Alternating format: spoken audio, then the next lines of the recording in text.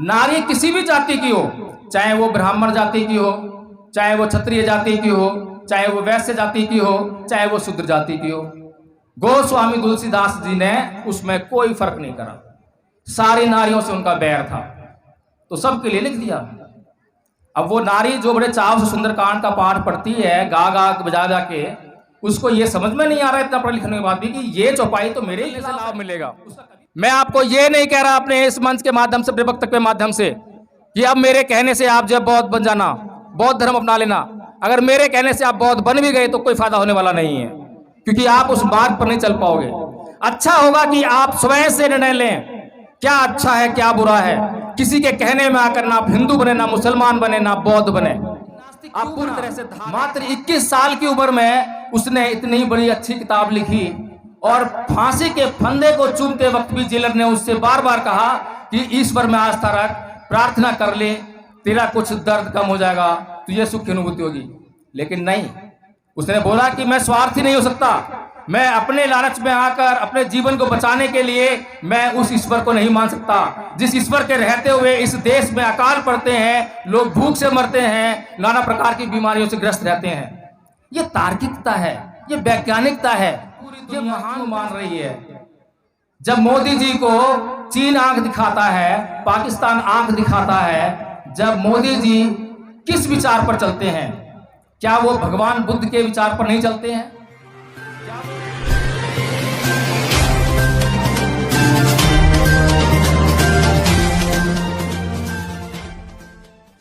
साथियों, एक बात मेरे जहन में आ रही थी कि परम पूज्य बाबा साहब डॉक्टर भीमराव अंबेडकर ने आखिर किस बात की लड़ाई ली? वो किस बात के लिए लड़े? क्या उन्होंने किसी झूठ की लड़ाई लड़ी या उन्होंने सच की लड़ाई लड़ी? और उन्होंने अगर सच की लड़ाई लड़ी तो उन्होंने किसकी परवाह की?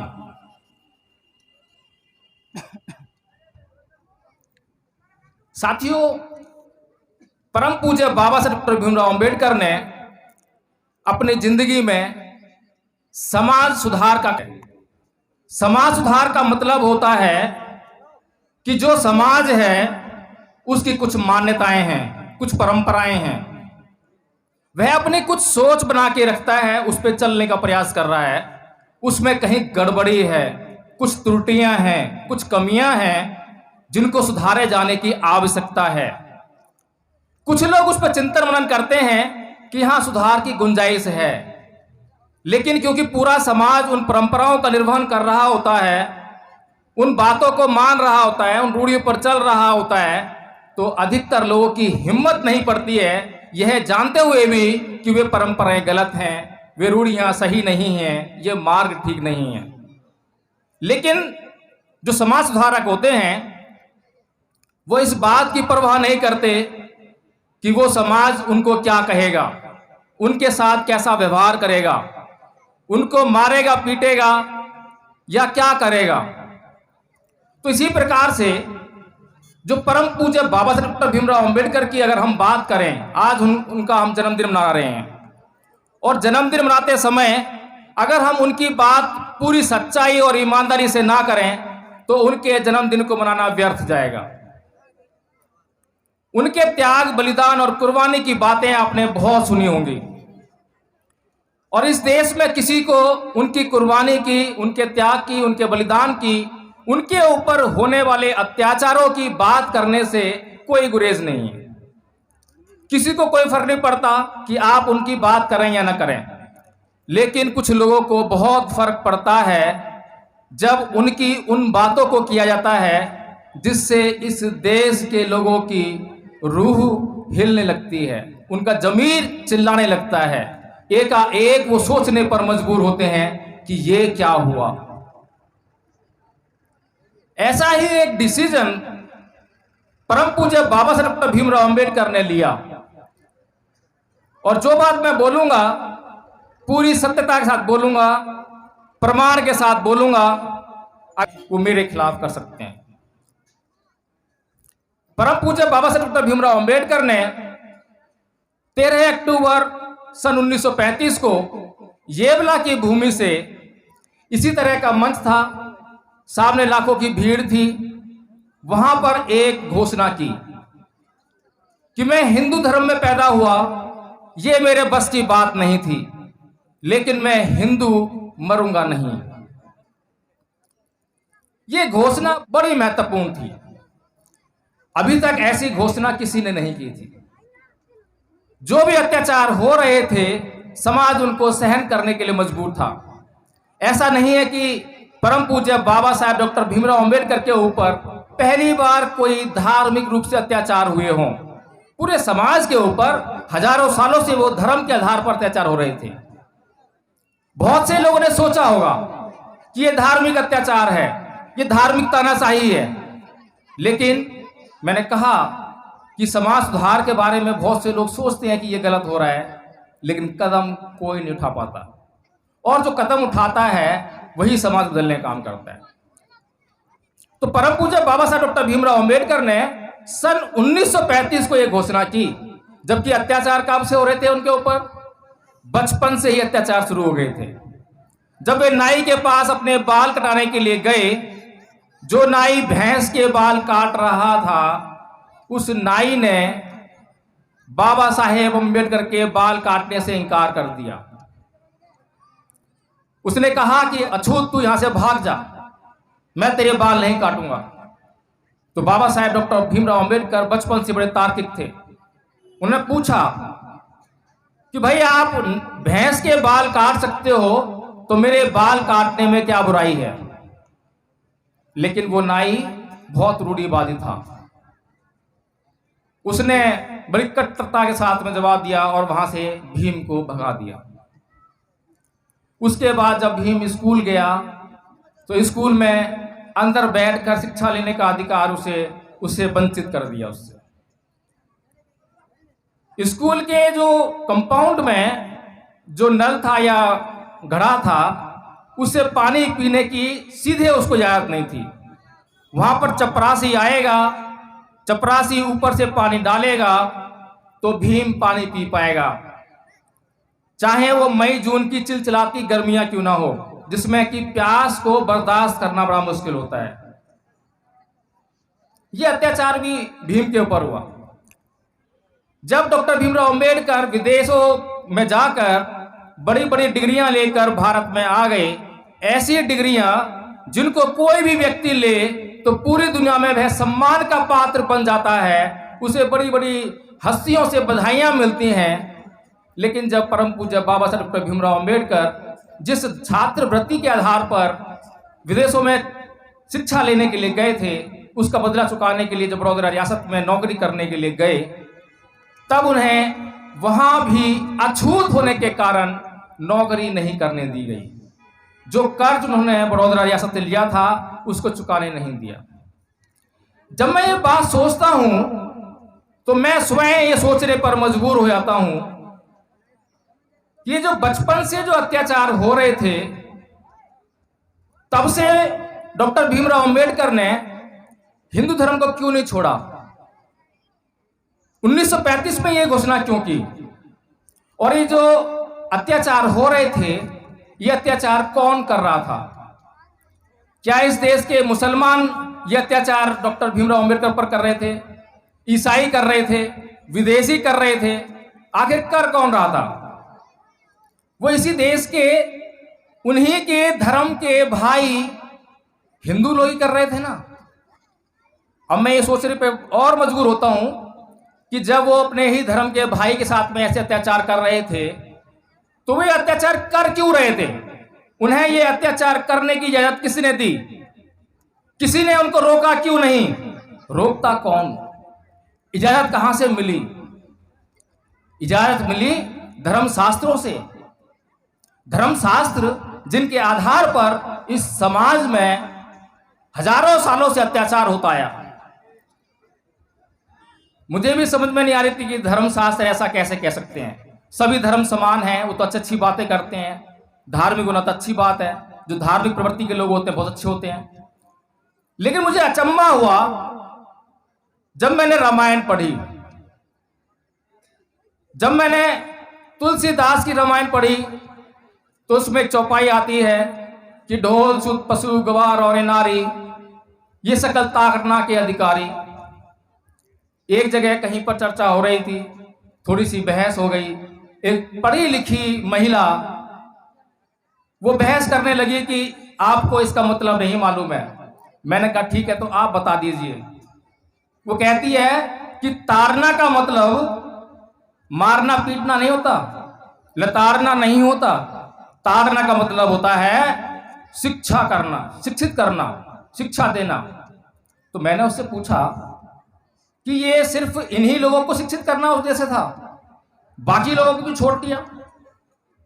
क्योंकि आज जिस युग में हम जी रहे हैं वो तर्क का युग है, विज्ञान का युग है।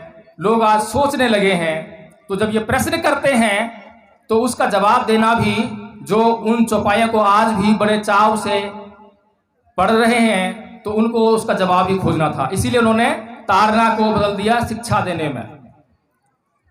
इसी प्रकार से जो पढ़ी लिखी नारी है, जो डॉक्टर बन गई है, वकील बन गई है, इंजीनियर बन गई है, राष्ट्रपति बन गई है, प्रधानमंत्री बन गई है, और जब वह सुंदरकांड के पाठ में जाती है और वहां पर वो जब ये चौपाई को बड़े चाव से मजे लेकर पढ़ती है और गाती है, तो मैं उसकी मूर्खता की क्या बात करूं। उसमें लिखा है ना कि ढोल छुप पशु गवार और नारी ये सकल ताड़ना के अधिकारी। अब नारी को भी उसमें शामिल किया है। कौन कौन है? ढोल है, शूद्र है, पशु है, गवार है और नारी है। इन लोगों को एक ही कैटेगरी में रखा है। जैसे ढोल है, ढोल निर्जीव है, जब तक उसको पीटेंगे नहीं तो आवाज नहीं करेगा। और जो गवार है उसको भी पीट कर ही बस में रख सकते हैं। शूद्र के लिए भी ये शब्द इस्तेमाल किए। और नारी, नारी किसी भी जाति की हो, चाहे वो ब्राह्मण जाति की हो, चाहे वो क्षत्रिय जाति की हो, चाहे वो वैश्य जाति की हो, चाहे वो शूद्र जाति की हो। गोस्वामी तुलसीदास जी ने उसमें कोई फर्क नहीं करा। सारी नारियों से उनका बैर था, तो सबके लिए लिख दिया। अब वो नारी जो बड़े चाव से सुंदरकांड का पाठ पढ़ती है, गा गा बजा जा के, उसको ये समझ में नहीं आ रहा है इतना पढ़े लिखने के बाद भी कि ये चौपाई तो मेरे ही खिलाफ है, उसका कभी विरोध नहीं करती है। ये बड़ा ताज्जुब का विषय है। इसी तरह से मैंने वाल्मीकि रामायण पढ़ी, तो वाल्मीकि रामायण में एक प्रकरण आता है शंभुक ऋषि का वध। अब शंभुक कौन है और उसका प्रकरण क्या है? शंभुक जंगल में तपस्या करता है, बहुत कठिन तपस्या करता है। ऐसे उच्च कोटि की तपस्या करता है कि उस समय के जो ब्राह्मण थे वो भी उस तरह की तपस्या नहीं कर पा रहे थे। जैसे आज के जमाने में परम पूज्य बाबा साहब डॉक्टर भीमराव अंबेडकर ने तपस्या की, तो उनके जो समकालीन आसपास हम किसी को नहीं देखते हैं कि इतनी कठिन तपस्या किसी ने की हो, इतनी डिग्रियां किसी ने हासिल की हो। ऐसी तपस्या उस समय पर शंभुक ऋषि जंगल में कर रहे थे। अब राम वहां पहुंचते हैं और देखते हैं कि ये इतना तेजस्वी व्यक्ति कौन है जो तपस्या के उत्कर्ष को छू रहा है, उसकी पराकाष्ठा को छू रहा है। तो जाके उसका परिचय लेते हैं। भगवान श्री राम उससे बोलते हैं कि भाई आप कौन हैं जो इतनी कठोर तपस्या कर रहे हो? ऐसी तपस्या करने वाला व्यक्ति मैंने पहले कभी नहीं देखा।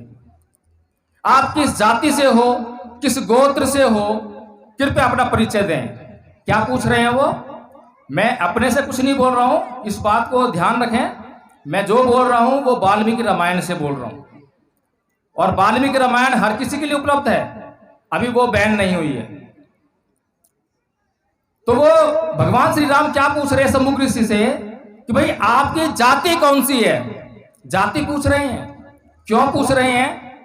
क्योंकि उस समय किसी भी शूद्र को पढ़ने का अधिकार नहीं है। तो भगवान श्री राम ये जांचने का प्रयास कर रहे हैं जाति पूछकर कि कहीं कोई शूद्र तो तपस्या नहीं कर रहा है। तो शंभुक ऋषि सत्य बोलने वाले थे, तो उन्होंने अपना परिचय देते हुए बोला कि राम, मैं शूद्र शंभुक हूं और मैं शूद्र समाज से ताल्लुक रखता हूं। और जैसे ही राम को पता लगा तो म्यान से तलवार निकाली और उस शंभुक की गर्दन को उसके धड़ से अलग कर दिया। ये जो अत्याचार हुआ ये क्यों हुआ? भगवान कहे जाने वाले श्री राम ने उस शंभू को क्यों मारा? क्या कसूर था? तपस्या करना कसूर था? लोगों को शिक्षित करना कसूर था? इसी प्रकार से परम पूज्य बाबा साहब डॉक्टर भीमराव अंबेडकर ने जब ज्ञान की पराकाष्ठा को छू लिया और उसके बाद उन्होंने धर्म ग्रंथों का अध्ययन किया, रामायण पढ़ी, महाभारत पढ़ी, मनुस्मृति पढ़ी, और जब सबको पढ़कर उसके भीतर झांक कर देख लिया कि ये सब क्या हो रहा है, ये लोग जो मेरे पे बचपन से अत्याचार कर रहे हैं, ये लोग अपनी मर्जी से नहीं कर रहे हैं, इनकी मर्जी के पीछे वो शक्ति है और वो शक्ति धर्मशास्त्रों से मिल रही है।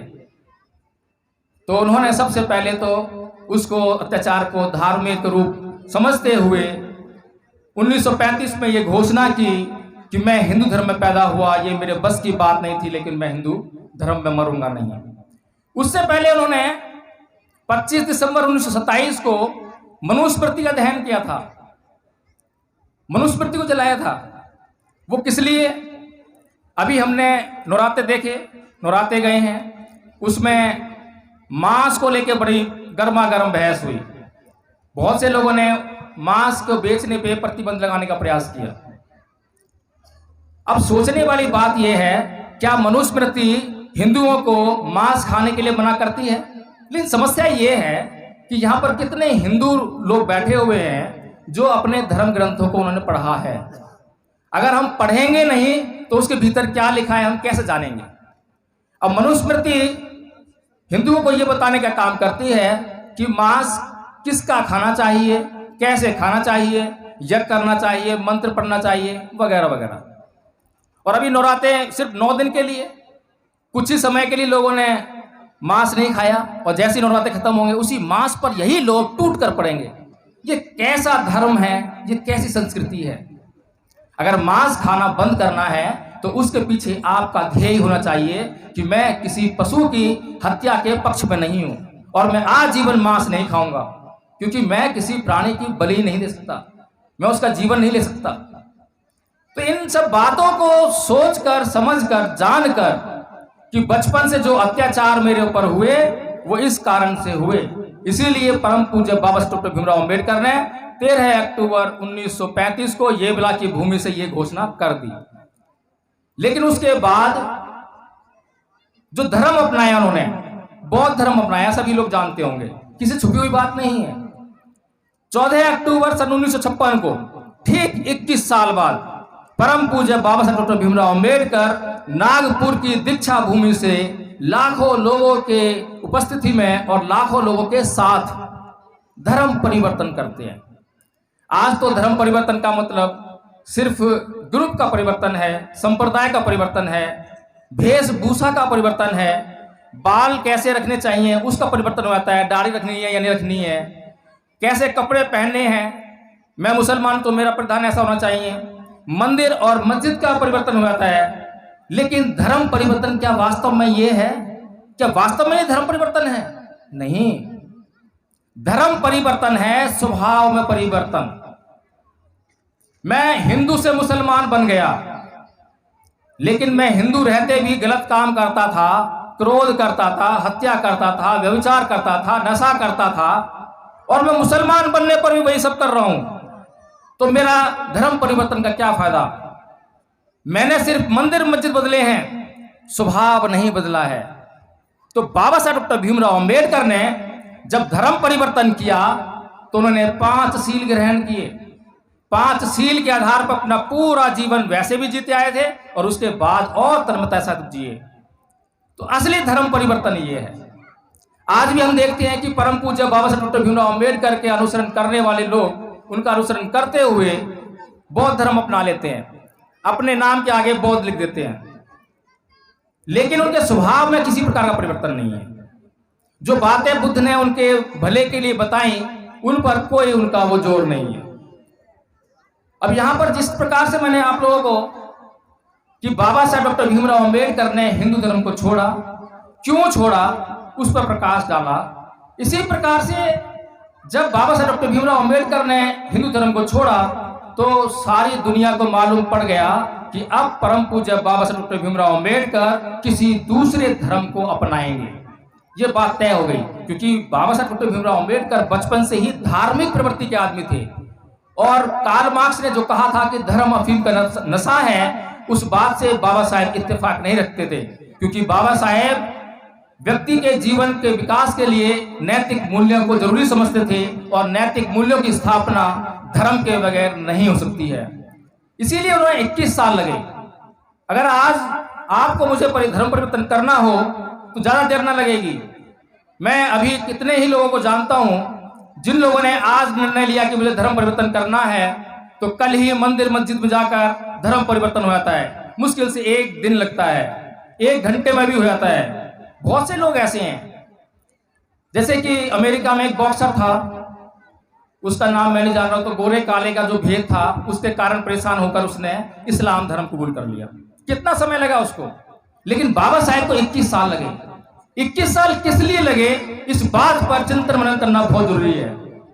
21 साल तक उन्हें इस बात का जवाब देना था, क्योंकि उनसे उनका समाज भी सवाल करेगा और उनके जो संसार के जो लोग हैं वो सभी सवाल करेंगे कि बाबा साहेब आपने हिंदू धर्म क्यों छोड़ा, उसका जवाब देना था। दूसरा, बौद्ध धर्म क्यों अपनाया, इस बात का जवाब देना था। अब परम पूज्य बाबा साहब डॉक्टर भीमराव अंबेडकर के पास इतने बड़े बड़े ऑफर आए, इतनी धमकियां भी आई कि आप हिंदू धर्म मत छोड़ो, यहीं रहो। हैदराबाद के निजाम का ऑफर आया कि आपको 6 करोड़ रुपए मिलेंगे, आप इस्लाम कबूल कर लो। पटियाला की रियासत से संदेश आया कि आप सिख धर्म कबूल कर लो, आपको जो है रियासत का आधा हिस्सा या कुछ हिस्सा दे दिया जाएगा। ईसाई धर्म से भी इसी तरह के प्रलोभन आए, लेकिन बाबा साहेब डॉक्टर भीमराव अंबेडकर कभी अपने लिए जिए ही नहीं थे, तो अब अपने समाज को कैसे बेच देते। उनको अपने समाज को सही दिशा दिखानी थी, इसीलिए उन्होंने बहुत सोच समझकर एक धर्म को अपनाया जो कि बौद्ध धर्म है, और उसको अपनाने से पहले उन्होंने एक किताब लिखी, बुद्ध एंड धम्मा। क्योंकि बौद्ध धर्म का जो साहित्य है बहुत विशाल है, त्रिपिटक साहित्य है, हर किसी के बस की बात नहीं है कि उसको पढ़ ले और उसको समझ ले। इसीलिए उन्होंने सबका एक संक्षिप्त रूप एक किताब में दिया, बुद्ध एंड धम्मा में, ताकि लोग जरा सा पढ़ के बुद्ध के धम्म को समझ सकें और उस पर चलने का काम कर सकें। अब बुद्ध के धम्म में ऐसी क्या अच्छाइयां हैं, उस पर प्रकाश डालने का प्रयास करता हूं। बुद्ध कहते हैं कि ना ही वेरेन वेरानी समन्ति कुदाचनंग अवेरेन च समन्ति ऐस धम्मो सनातनो, यानी कि वैर से कभी वैर शांत नहीं होता, अवैर से ही वैर शांत होता है। अब ये बात कैसी है, इस बात को दुनिया का कोई आदमी मना करेगा क्या? इस बात से कोई इनकार करता है कि वैर से कभी वैर शांत नहीं होता? उदाहरण के लिए, अगर आपको कोई गाली दे तो आपने भी उसको गाली दी या क्रोध किया, तो क्या उसको आप शांत कर पाओगे? लेकिन अगर आपने को किसी ने गाली दी और आपने उसको कम से कम गाली नहीं दी, क्रोध नहीं दिया, ये नहीं किया, तो कम से कम उसका गुस्सा शांत होता है, क्रोध शांत होता है, और आप उससे सवाल जवाब कर सकते हो कि भाई आप गाली क्यों दे रहे हो। बड़े इज्जत मान सम्मान की बात है। लेकिन कुछ लोग बोलते हैं कि ऐसे डर के जीना बेकार है, ये तो डरपोकों का बात है। अगर डरपोकों की बात है तो इस बात को आज पूरी दुनिया क्यों मान रही है? जब मोदी जी को चीन आंख दिखाता है, पाकिस्तान आंख दिखाता है, जब मोदी जी किस विचार पर चलते हैं? क्या वो भगवान बुद्ध के विचार पर नहीं चलते हैं? क्या वो आंख दिखाने वालों को तुरंत तगड़ा सा जवाब दे पाते हैं? क्या उनको जीत लेते हैं? क्या उनके खिलाफ युद्ध छेड़ देते हैं? नहीं, क्योंकि वो अच्छी तरह से जानते हैं कि जरा सी भी अगर उकसावे की टिप्पणी हुई तो युद्ध छिड़ सकता है, और युद्ध किसी के भले में नहीं है। इतनी महत्वपूर्ण शिक्षाएं बुद्ध ने इस देश के लोगों के लिए दी, जिससे कि कोई भी व्यक्ति अपना इस जीवन में कल्याण कर सकता है, सुख को प्राप्त कर सकता है। इसी प्रकार बुद्ध ने कहा कि फंदनं चपलं चित्तं दुरखं दुनिवार्यं उजुल करोति मेधावी उसुकारो में तेज रंग, कि जो चित्त है जिसे आप मन समझते हो, ये चपल है, चंचल है, दुरक्ष है, इसकी रक्षा बड़ी मुश्किल से होती है। और जो मेधावी पुरुष हैं, जो पुरुषार्थ करने वाले लोग हैं, वो इसको उसी तरह से अपने काबू में रखते हैं जिस प्रकार से कि बाण बनाने वाला बाण को सीधा करता है। कितनी महत्वपूर्ण बातें इस देश के लोगों के लिए भगवान बुद्ध ने कही। बाबा साहेब डॉक्टर भीमराव अंबेडकर इस दुनिया के सबसे पढ़े लिखे लोगों में से एक थे। कोई भी निर्णय यूं ही नहीं ले लिया। भगवान बुद्ध कहते हैं कि अकोछी मंगवती मंगजीनी मंग अहासी में ये चैतंग प्रहंती विरंग तेसंग न सम्मति, कि उसने मुझे मारा, उसने मुझे लूटा, उसने मुझे पीटा, उसने मुझे जीत लिया। जो ऐसी बातों को अपने मन में बनाए रखते हैं उनका वैर कभी शांत नहीं होता। ये बातें वो हैं जो आदमी अपने दिमाग में बिठा ले तो जीवन में उसका किसी से कोई कलह नहीं हो सकता। बुद्ध का इस दुनिया में कोई दुश्मन नहीं था। बुद्ध ने अपने से दुश्मन समाप्त किए। ऐसा नहीं है कि दुश्मन नहीं रहे, लेकिन दुनिया रही जो उनको दुश्मन समझती होगी। उस समय 62 पंथ थे, 6 प्रमुख पंथ थे, जिनको कि बुद्ध ने अपनी थ्योरी के, अपने ज्ञान के माध्यम से ध्वस्त करने का काम किया। वो तो दुश्मन रखते होंगे, लेकिन बुद्ध ने किसी के प्रति बैर नहीं पाला और अपने से हर दुश्मन को नष्ट कर दिया। तो कहने का मतलब ये है कि आज हम अगर परम पूज्य बाबा साहब भीमराव अम्बेडकर की जयंती मनाने का काम कर रहे हैं तो हमें इस बात को बड़े ध्यान से समझना पड़ेगा कि परम पूज्य बाबा साहब डॉक्टर भीमराव अम्बेडकर की जयंती मनाने से हमारा कोई भला नहीं होगा। क्योंकि इस गांव में आया तो पता लगा कि यहाँ पर भगत सिंह की भी मूर्ति लगाई है।